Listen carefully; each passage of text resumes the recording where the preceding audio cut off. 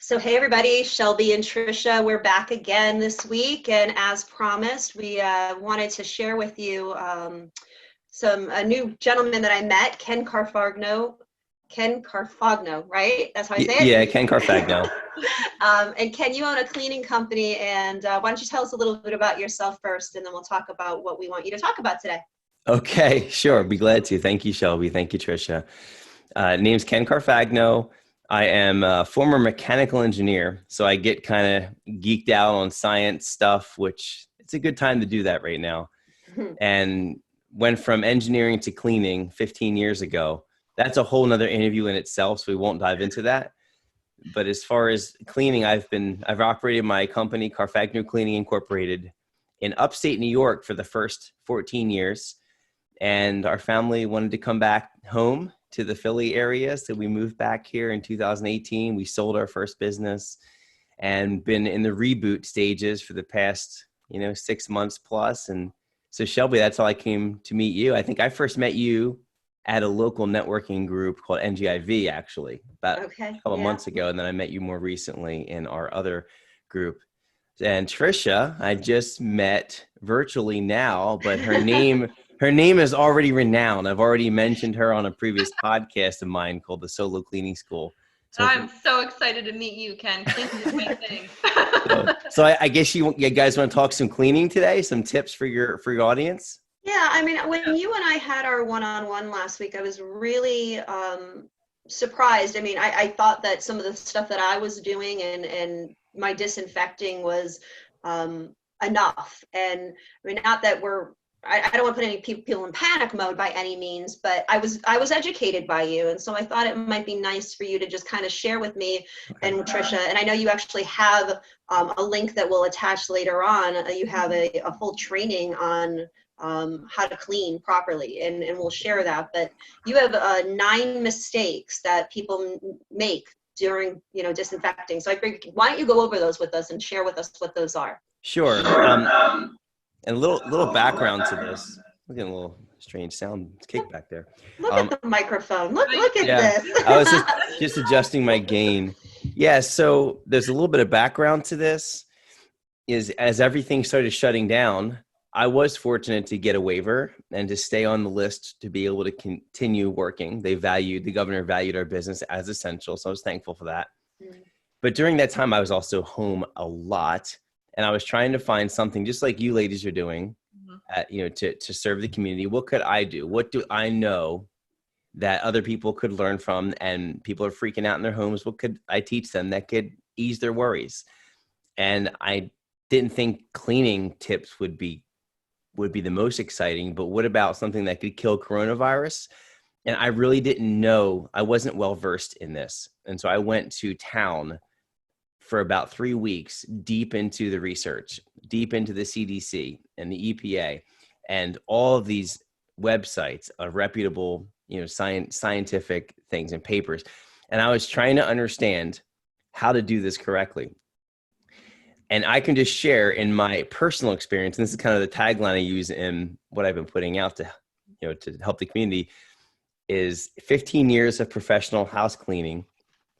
90% of people are disinfecting incorrectly. And that's a tough statement to really stomach, because there is so many ways to screw this up. And I initially said, well, there's 5 ways, and I had 5 ways. And then I'm going through them on Facebook Live, and I'm like, oh, there's a 6th, oh, a 7th. And by the time I was done, I had 9. So I'd be glad to cover the 9. I know we want to keep this short, keep this under, probably 15 minutes or so, but I'd be glad to go over the 9, or if you have additional questions you want to kick off first. But why don't you share with us the 9, and then we can go ahead and see, based off of what you share with us, if we have additional questions. Okay, great. So the 9 mistakes, and they're in order, and that's not accidental. Remember, former engineer. So the first mistake, not fully cleaning the surface first. What does that mean, Ken? Okay, so here you are, you powerful mom, and you got your wipe, and it says Clorox disinfectant or Lysol, and you're like, cool, I'm going to take that wipe and I'm just going to start wiping my counter and I'm good to go. You're not. That's the problem. And it's clearly spelled on the back. It says clean first. And I won't get all geeky on you here, but Trisha's probably like, go, tell me. So if I had a surface, and okay, I'll just grab a little notebook I have here. If I have a surface and we were to zoom in, like zoom super on this surface to the point where you can actually see the dirt and you can see them like growling at you. Okay. Well, there's something called surface tension. Dirt is chemically bound to a surface. It doesn't. So if you just take your hand and do that, it doesn't come off. Sometimes it takes heat. Sometimes it takes time and chemistry. Sometimes it takes agitation inside of a solution. So when you put some kind of a water solution with chemistry on it, that dirt starts to like emulsify and the surface tension breaks and it starts to come from the surface into the dirt, into this water and surfactant cleaner. Okay, that's probably too much detail. But essentially, the dirt comes off the surface, and now you can wipe it off. And kind of the tagline I'm using for this is, dirt cannot be moved; it's got to be removed. And so you gotta release the dirt from the surface, and some of that dirt, like soap scum, is hard to get off. You have to use some good chemistry, and that's where a professional cleaner comes in. You have to know how to clean right. You remove the dirt, and now you have a clean surface. And same thing goes with your hands. Well, I'll just put sanitizer on after I went to the grocery store. Have at it. It's better than bathing in Corona. Okay, but what you really want to do is you want to take the dirt off the surface of your skin and then sanitize it. It's the same concept. So that's the first thing. So are you saying that you should use like soapy water towel first, wipe down, then do the Clorox because you want the water? Or is it more, can you do a dry paper towel, wipe it down, and then use the Clorox? It all depends on the dirt. You have to understand the dirt that you have and what surface. There's different examples. Kitchen counter, maybe you have just some oil residue from cooking. You might want to use a little degreaser and some warm water. And you want to clean the surface and fully remove the dirt as it's released into the water, and then pull it completely off, and then dry it. And now you have a clean surface. Now you take that wipe. So let's get into the next mistakes, because the first one is you got to clean it first. Okay. The second one is you have to choose a registered disinfectant. And what that means is I usually have examples when I was doing videos. I have like 6 disinfectants I'm pulling them up, and I'm like, if you look at the back of the label of any product, at the very bottom, like, my water, but on the back of it, you'd see a little EPA logo, and it'll say EPA registration 777- whatever. If it has that EPA registration, that means that the EPA says, yes, this is a registered disinfectant. Therefore, whatever claims are on this label, it will actually do if the directions are followed. And so you have to if you want to make sure you're killing stuff, there's multiple things here, but make sure it's EPA registered. Okay. And I've seen Lysol brand that you just, that must be a disinfectant. It's Lysol. I've seen Lysol that doesn't have EPA registration number because they're not meant. There's someone I know that made this mistake too, where they got Clorox, the Clorox product. I'm just going to use that for disinfecting. It's Clorox, it's bleach. And they made, spray bottles of it. And I actually looked at it when I was there. I looked at the bottle, and it actually says not for disinfecting on the label. And on the back, it says there's no registration. So this is really important. The third one. People that all the time, because not all bleach is a disinfectant. So sometimes you're just stating things for no reason. Yeah. Wait till I blow your mind with bleach in a few minutes. So that's one of the mistakes. Number 3, not selecting the right disinfectant for the right pathogen. Pathogen, we get into the molecular level. Okay. Is you've got enveloped viruses, non-enveloped viruses, gram-negative, gram-positive bacteria, fungicidal, tuberculocidal, all these different pathogens, all are bad, okay?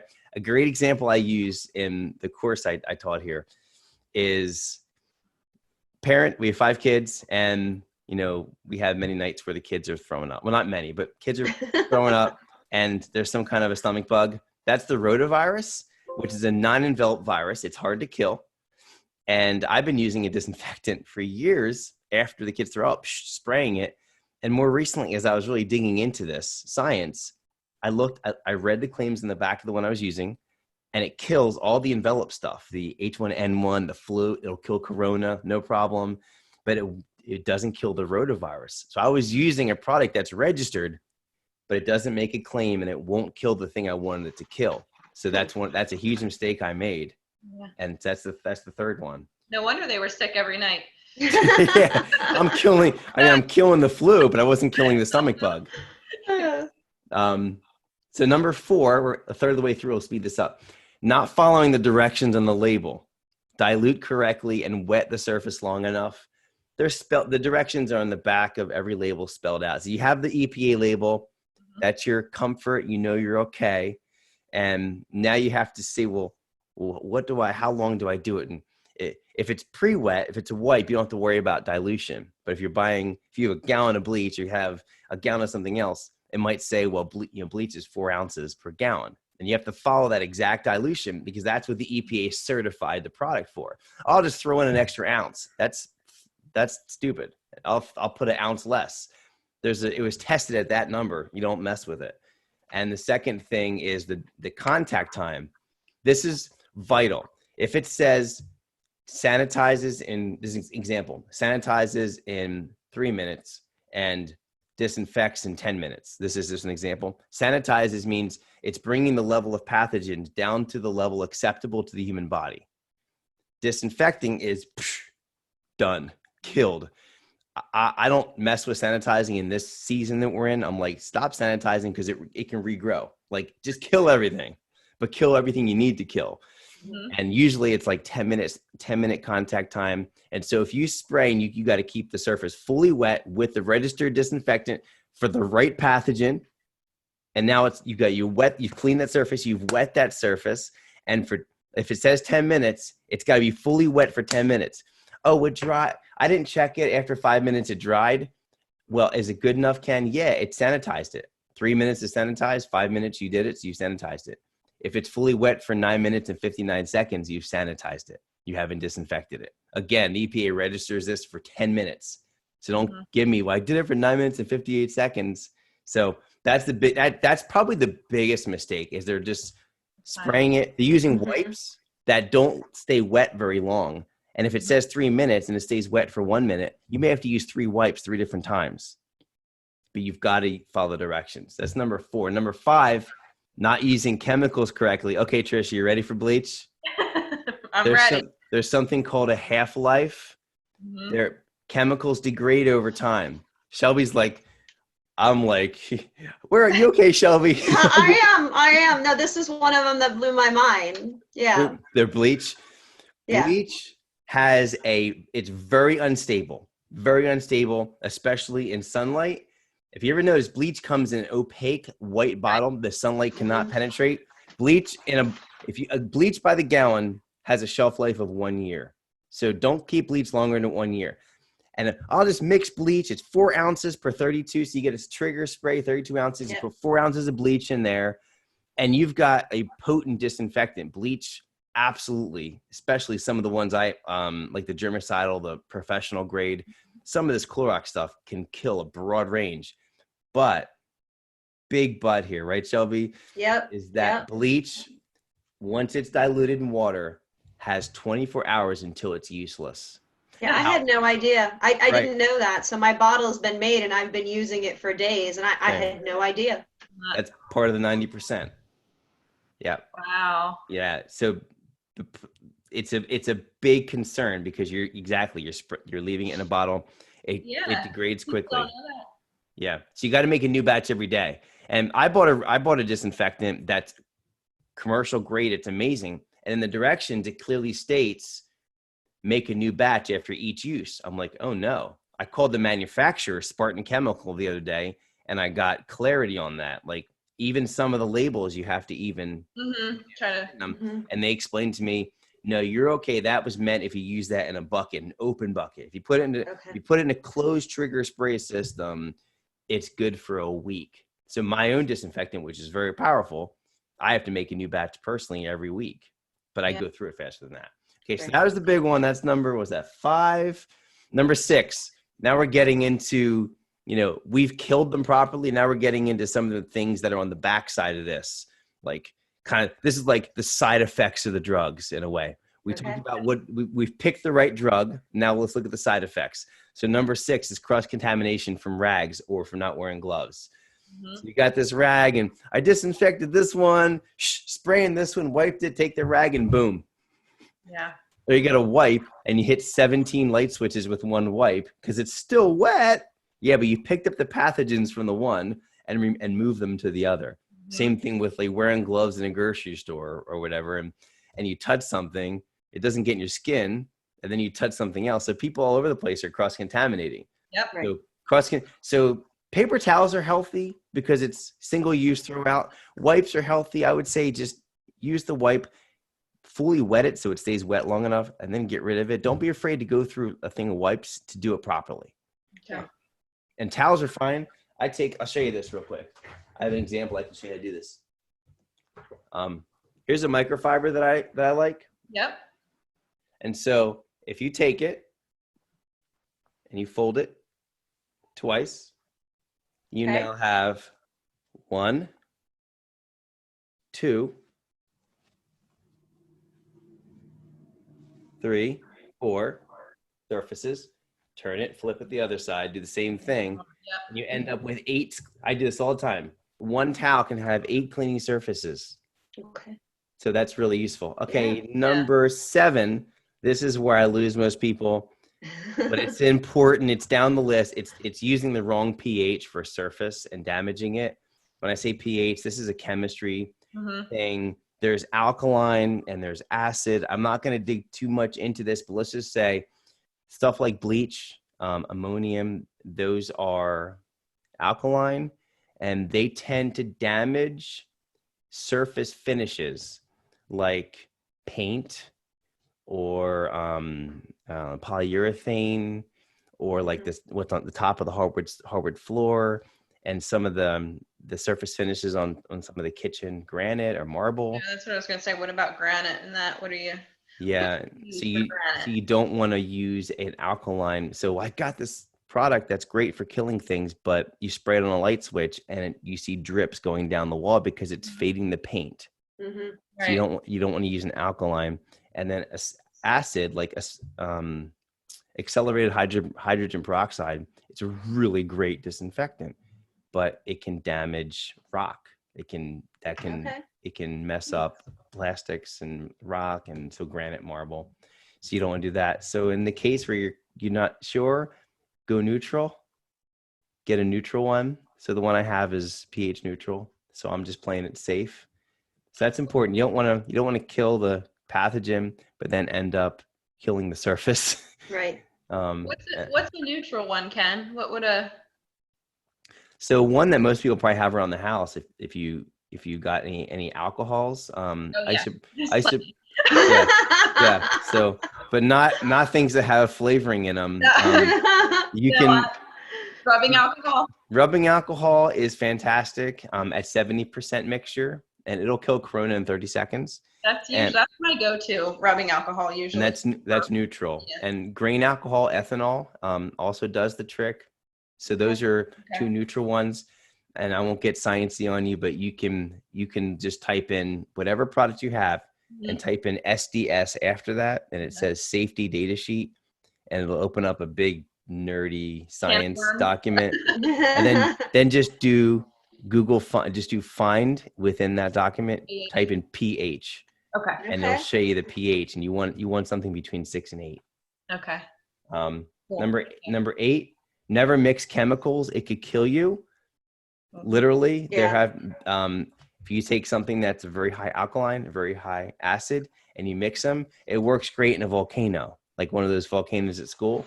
Right. But there have been janitors, this is true and it's scary, but there have been janitors that have been found dead in janitor closets because they mixed toilet bowl cleaner, high acid, with bleach, high Yeah. alkaline. And when the two mix together, they release a lot of toxic fumes and heat. And so in my video, I say, if you know what you're doing, don't mix chemicals. If you don't know what you're doing, don't mix chemicals. Just never mix chemicals. Never do it. It's stupid. That's number 8. So that one's, it's a mistake because you don't want to be dead.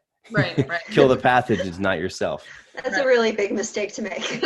It's number 8. It's number 8 in this list, but maybe it should be 1. And then yeah, exactly. Number 9 is not fully cleaning the surface after you disinfect.